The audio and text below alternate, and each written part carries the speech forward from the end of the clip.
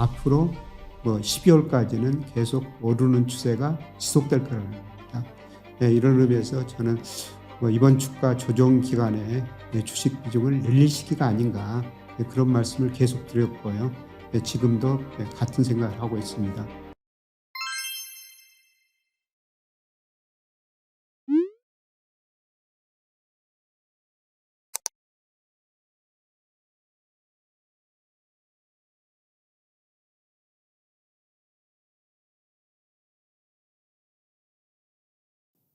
안녕하세요. 최근 7월 산업활동 동향 등 여러 가지 경제 지표가 발표됐습니다.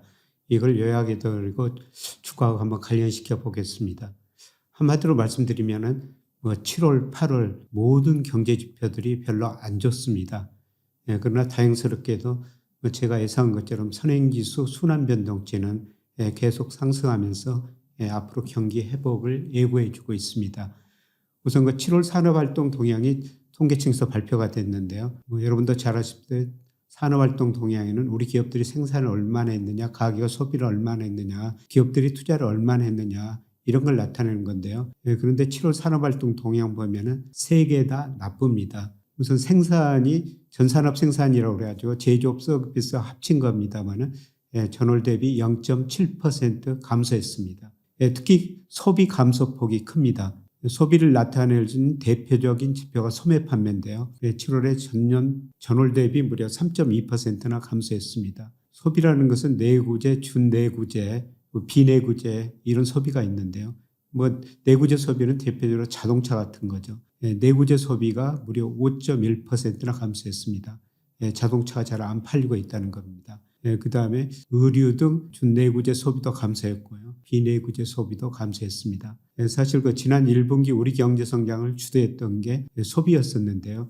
2분기부터 소비가 감소세로 전환되고 3분기에 감소폭이 확대되고 있습니다. 이 소비 감소폭을 고려했을 때요. 우리 한국은행이나 정부에서 올해 경제 성장률 1.4% 예상하고 있는데 이런 추세를 감안하면 우리 경제가 올해 1.4% 성장하기는 좀 힘들어 보입니다. 제가 보기에는 한 1.2% 정도가 아닐까 그렇게 전망하고 있습니다. 여기다가 기업 투자도 부진합니다. 설비 투자가 무려 8.9%나 감소했습니다. 그래서 기업 생산활동도 부진하고 소비활동도 부진하고 기업 투자활동 모든 게 다 부진했다는 겁니다. 그리고 현재 경기 상태를 나타내는 동행지수 순환변동치도 감소했어요. 그래서 이런 경제 지표를 보면은 7월 경제 지표는 정말 안 좋았다 이렇게 말씀을 드리겠습니다. 그런데 다행스럽게도 선행지수 순환변동치가 상승세로 돌아서고 있어요. 제가 작년 말부터 올해 선행지수 순환변동치가 아마 3, 4월에 저점일 것 같습니다. 이런 말씀을 드렸는데 OECD 한국 선행지수는 2월 저점이 나왔고요. 그 다음에 통계청 선행지수는 4월 저점이 확인된 것 같습니다. 4월을 저점으로 5월, 6월, 7월 연속 3개월 상승하고 있습니다. 그래서 선행지수가 이렇게 상승한다는 것은요. 현재의 경기는 나쁘지만은 앞으로 경기는 서서히 좋아질 것이다. 이런 걸 의미하죠. 선행지수 순환변동치가 2021년 5월이 정점이었었어요. 그리고 거의 2년 동안 하락하다가 이제 4월에 저점을 친 것 같습니다. 현재 경기는 나쁘지만 앞으로 경기는 좋아진다는 거죠. 그래서 빠르면 4분기, 늦어도 내년 상반기에는 모든 경제 지표들이 회복되는 조짐을 보일 것 같습니다. 선행지수가 7개 지표로 구성되어 있는데요. 거의 대부분이 증가세로 돌아서고 있습니다. 재고순환지표, 경제심리지수 개선됐죠. 그다음에 기계르대 수출화지수, 그다음에 건설수주액 이거는 좀 감소했습니다. 그런데 우리가 관심 있게 봐야 될 게 장단기 금리차인데요. 제가 계속 금리를 설명하면서 장단기 금리차만 보면은 앞으로 경제도 전망할 수 있고 주가도 전망할 수 있다. 이런 말씀을 드렸었습니다만 장단기 금리차가 그동안 마이너스였었어요. 그런데 7월에는 플러스로 돌아섰습니다. 통계청에서는 아마 10년 국채수익률하고 1일 콜금리 이 차이를 장단기 금리차라고 할 텐데요. 그런데 저는 경제를 예측할 때 10년하고 1년 국채수익률, 우리 국고채 수익률이라고 그러죠. 그 차이 가지고 선행지수를 전망하는데요. 이 그림에 보시는 것처럼 최근에 장단기 금리차가 플러스로 돌아서고 그 차이가 확대되고 있습니다. 그런데 장단기 금리차 기간에 따라 다르지만은 어떤 때는 4개월 선행하고 어떤 때는 1개월 정도 선행을 했거든요. 최근에 이 장단기 금리차 확대된 거 보면은 앞으로 선행지수 순환 변동치는 계속 증가할 수가 있을 거라는 겁니다. 이걸 주가하고 관련시켜 보면요. 2021년 6월에 선행지수 순환 변동치가 정점을 쳤죠. 우리 코스피도 그때 당시 3,300 정도 갔지 않습니까? 삼성전자 9만 원 갈 때 10만 전자 이야기도 나왔었습니다. 그런데 그때 선행지수가 꺾이고 코스피도 같이 떨어졌었습니다. 그래서 이걸 보고 제가 그 무렵에는 주식시장에서 주가가 많이 하락할 수 있습니다. 리스크 관리 좀 하시는 게 좋을 것 같습니다. 이런 말씀을 드렸는데요. 올해는 이게 3, 4월이 저점일 것입니다. 주가가 조정받을 때마다 비중을 늘리시는 게 좋을 것 같습니다. 이런 말씀을 드렸는데요. 올해 주가가 선행지수 저점보다 또 조금 빨리 오르기 시작했습니다. 그래서 선행지수 순환 변동치가 이제 4월을 저점을 치고요. 물론 12월까지 재측치입니다만은 계속 상승한 거로 나오고 있습니다. 이걸 보면은 주가도 상승할 가능성이 앞으로도 높다 이렇게 볼 수가 있습니다. 그런데 최근에 이런 선행지수 상승을 기대하고 주가가 좀 빨리 먼저 많이 올랐어요. 그래서 제가 평가해 보면은 코스피가 선행지수하고 좀 빨리 먼저 이 괴리가 벌어졌기 때문에 이 괴리를 좁히는 과정에서 최근에 주가 조정을 보이고요. 앞으로 한 달 정도 이 정도는 조정을 보일 것 같습니다. 그러나 중요한 거는 코스피는 선행지수 순환 변동치하고 방향이 같다는 거죠. 최소한 앞으로 12월까지는 계속 오르는 추세가 지속될 거라는 겁니다. 이런 의미에서 저는 이번 주가 조정 기간에 주식 비중을 늘릴 시기가 아닌가 그런 말씀을 계속 드렸고요. 지금도 같은 생각을 하고 있습니다. 물론 앞으로 한 달 정도 조금 미국 주가가 많이 떨어지면서 약간 깊은 조정이 올 수도 있어요. 만약 그런 경우가 온다면 주식을 싸게 살 기회가 된다. 이렇게 생각하시면 될 것 같습니다. 그런데 이제 또 한 가지 문제점은 현재 경기가 나쁘다는 것은요. 재고가 많이 증가해 버렸어요. 제가 제조업 경기 현재 상태를 보기 위해서는 재고 출하 비율을 보자. 이 재고 출하 비율이라는 건 뭐냐면은 재고 지수를 출하 지수를 하는 겁니다. 이게 증가한다는 건 출하에 비해서 재고가 상대적으로 늘어난다는 것이죠. 그래서 기업들이 생산했는데 상품이 안 팔리니까 재고로 쌓이고 있다는 겁니다. 그런데 이 재고 출하 지수가 4월에 130이었었어요. 굉장히 높았었죠. 97년 외환위기 때보다 더 높았었습니다. 그리고 6월에 112.3까지 떨어졌어요. 제가 이걸 보고 우리 기업들이 재고 조정을 하고 있구나 이런 말씀을 드렸는데 7월 보니까 123.9로 많이 올라가 버렸습니다. 다시 재고가 쌓였다는 거죠. 앞서 말씀드렸습니다만 7월에 소비가 안 되고 수출도 안 되다 보니까 출하가 안 되다 보니까 또 재고가 많이 쌓였습니다. 이런 재고들이 어디서 쌓였는가 이걸 볼 때 전월 대비 반도체가 한 4% 상승했고요. 그 다음에 자동차가 4.8%나 늘었어요.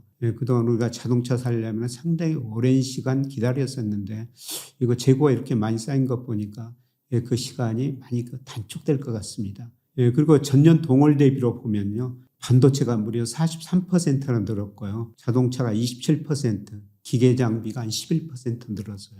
주로 반도체, 자동차 이런 것들이 재고가 늘으면서 7월 재고 출하 지수가 이렇게 많이 늘었다는 겁니다. 그래서 재고가 많이 쌓이니까 우리 제조업들이 생산을 줄일 수밖에 없는 거고요. 그래서 최근에 제조업 생산이 계속 마이너스를 유지하고 있습니다. 게다가 가동률도 상당히 낮은 수준을 유지하고 있죠.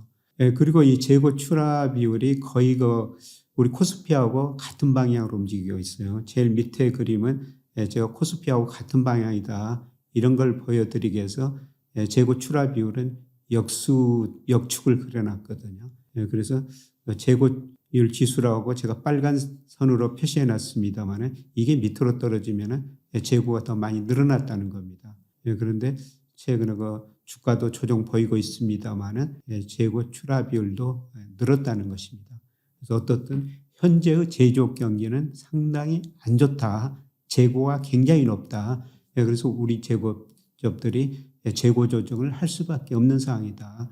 그런데 업종별로 보니까 역시 그 반도체하고 그동안 자동차는 상대적으로 좋았었는데요. 자동차 먼저 재고가 쌓이고 있다. 이렇게 지금 볼 수가 있을 것 같습니다.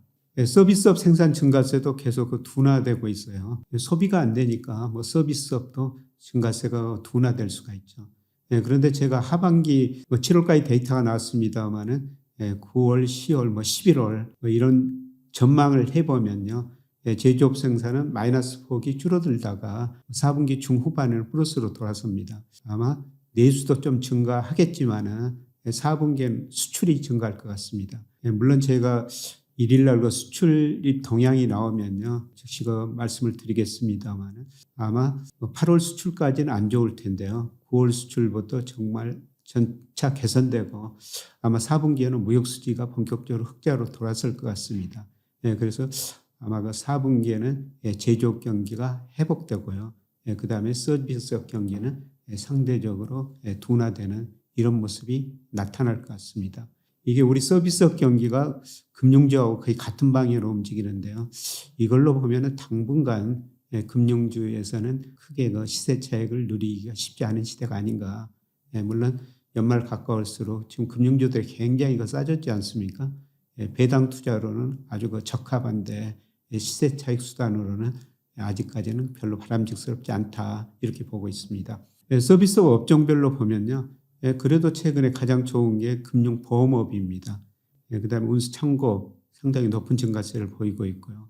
그 다음에 마이너스 폭이 좀 깊은 거는 숙박, 음식점, 도소매, 예술, 스포츠, 여가 이런 서비스업은 여전히 부진한 모습을 보이고 있습니다. 그래서 전반적으로 통계청 산업활동 동향을 보면은 제조업, 서비스업 경기 안 좋다. 특히 제조업에서 재고가 지금 많이 쌓이고 있다.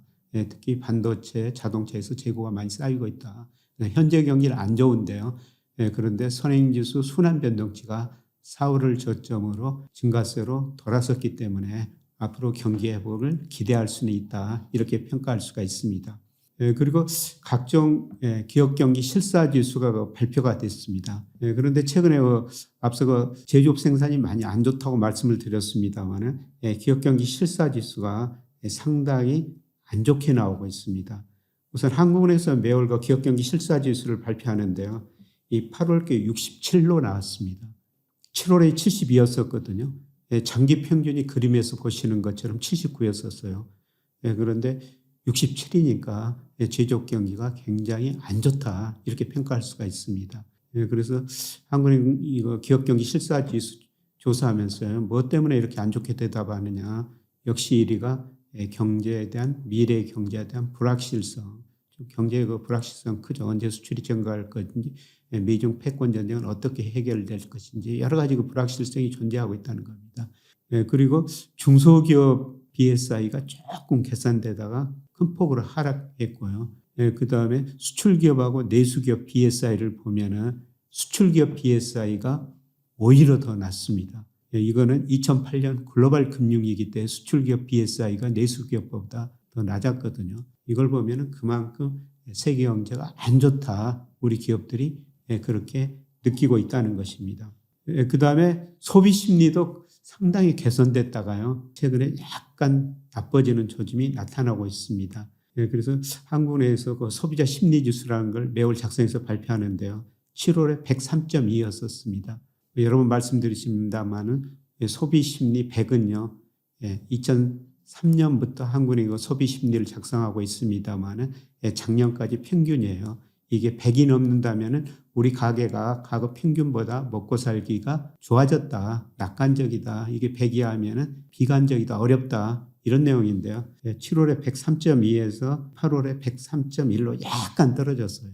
근데 아직도 100이 넘기 때문에 과거 평균보다는 좋다고 우리 가게 소비자들이 그렇게 대답하고 있습니다만은 그런데 기업 경기 실사지수 보면 기업은 아주 나쁘다고 대답합니다. 근데 우리가 과연 가게가 현재 경기를 더 판단할 수가 있을까? 기업이 현재 경기를 잘 알 수가 있을까? 이런 측면에 한번 의문을 제기할 수가 있는데요. 그런데 아마 가게보다는 기업 경기들이 더 현실 경기를 현실적으로 더 나타내지 않는가 이렇게 생각합니다. 그래서 한국은행에서 경제 심리 지수라는 걸 작성하는데요. 경제 심리 지수라는 것은 기업하고 가계 합쳐가지고 지수를 작성하는데요. 그 비중을 보면은 BSI 부분에다 가중치를 무려 75%나 주고 있어요. 그런데 기업 경기가 이렇게 나쁘다고 대답하는 것은 현재 경기가 많이 안 좋다는 것입니다. 그리고 한국은행에서 참고로 매월 뉴스 심리 지수라고 이거는 일별로도 발표하고 월간으로 발표하는데요. 한국은행에서 이게 처음 실험적으로 계속 데이터를 작성하고 있습니다만은 이게 코스피의 전년 동월 대비 코스피 변동률에 1개월 선행한다 그랬는데 제가 보니까 지수 자체로 하면은 거의 동행이에요. 그런데 8월 들어서 주가도 좀 조정 보이고 심리 지수도 좀 악화됐습니다. 심리 지수가 악화됐다는 것은 우리나라 주요 언론에서 낙관적인 이야기보다는 비관적인 이야기를 좀 많이 하고 있다는 겁니다. 그래서 전반적으로 보면은 현재 경기 상태를 나타내는 지표 하나도 좋은 게 없죠. 생산 줄어들었죠. 재고 많이 쌓이고 있죠. 그다음에 기업 경기 실사지수 굉장히 많이 떨어졌죠. 특히 수출 기업들이 많이 떨어졌습니다. 그리고 뉴스 심리지수마저 심리마저도 악화되고 있다는 겁니다. 그동안 소비 심리는 상대적으로 좋았는데요. 그것마저 꺾이고 있다는 겁니다. 그래서 이런 식으로 보면은 현재의 경기는 상당히 어렵다 이렇게 평가를 할 수가 있습니다. 그래서 이런 어려운 상태가 8월 데이터도 마찬가지로 나올 것 같습니다. 그래서 아마 이런 데이터를 보면서 주식시장에 한 번 더 조정을 벌일 수가 있을 것 같습니다. 아마 9월 한 달은 조금 더 어려운 시기가 주식시장에서 오지 않을까 그렇게 생각을 하는데요. 그런데 가장 중요한 선행지수 순환변동치가 4월을 저점으로 증가세로 돌아섰다. 빠르면 아마 4분기, 늦어도 내년 상반기에는 이제 경제지표들이 모두 좋아지는 쪽으로 가면서 주가도 한 단계 상승할 수 있다. 이런 말씀을 드릴 수가 있겠습니다. 그래서 9월에 그 조정폭이 주가 조정폭이 얼마나 클지는 모르겠습니다만은 하여튼 주가 조정폭이 크면 클수록 우리가 주식을 싸게 살 기회다 이렇게 생각하면서 주식시장에 대응하시는 게 좋을 것 같습니다. 고맙습니다.